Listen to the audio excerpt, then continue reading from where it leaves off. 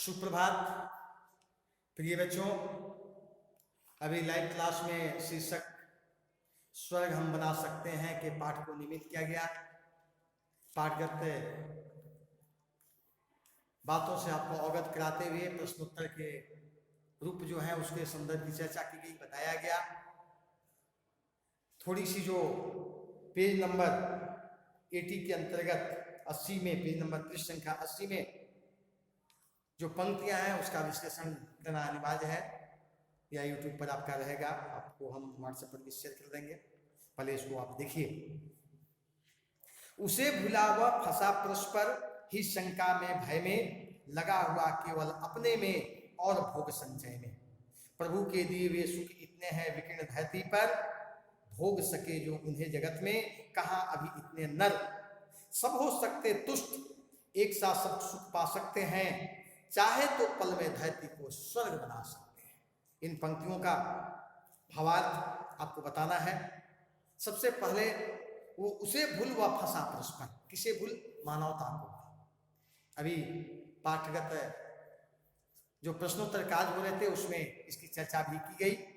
हमें मानवता को नहीं भूलना है।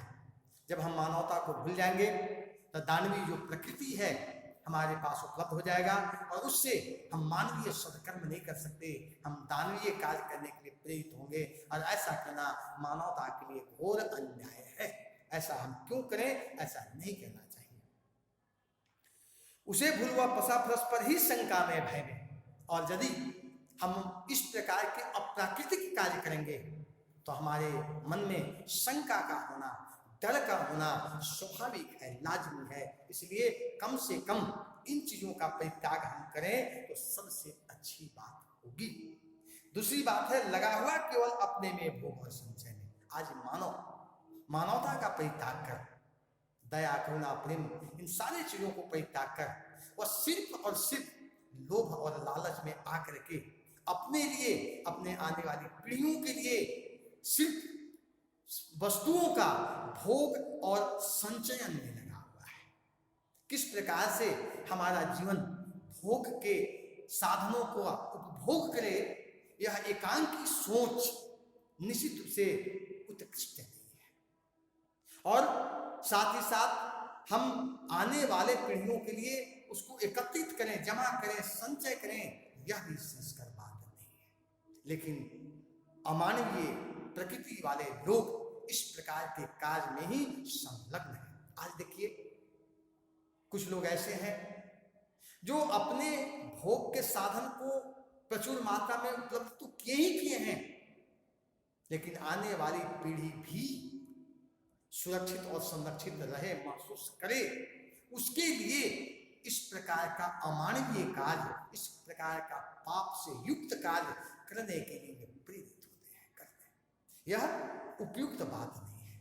हमें प्रकृति प्रदत्त जो साधन है, ईश्वरीय जो साधन है, उसका भोग उपयोग हम अपने लिए करें, दूसरों को भी करने के लिए उस तत्व को छोड़ दें, यह हमारी प्राथमिकता में होना चाहिए। लेकिन आज मनुष्य ऐसा कार्य नहीं कर करके मानवता को लज्जित करता है। यह सबसे बड़ी शर्म की बात है।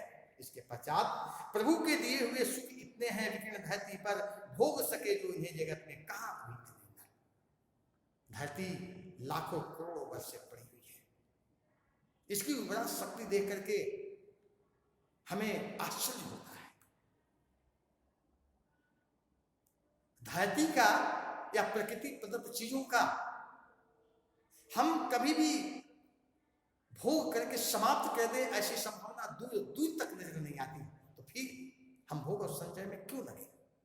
लेकिन हम ऐसा करते हैं, कभी भी इस बात को स्वीकार करते हैं कि ईश्वर ने ईश्वरीय चीजों को इस प्रकार से प्रदान किया है, धरती पर छोड़ा है कि अगर हम कितना भी भोगें तो अब बढ़ जाता है, कम होता ही नहीं है। अभी तक हमारी जनसंख्या विश्व की दूसरी बड़ी जनसंख्या है।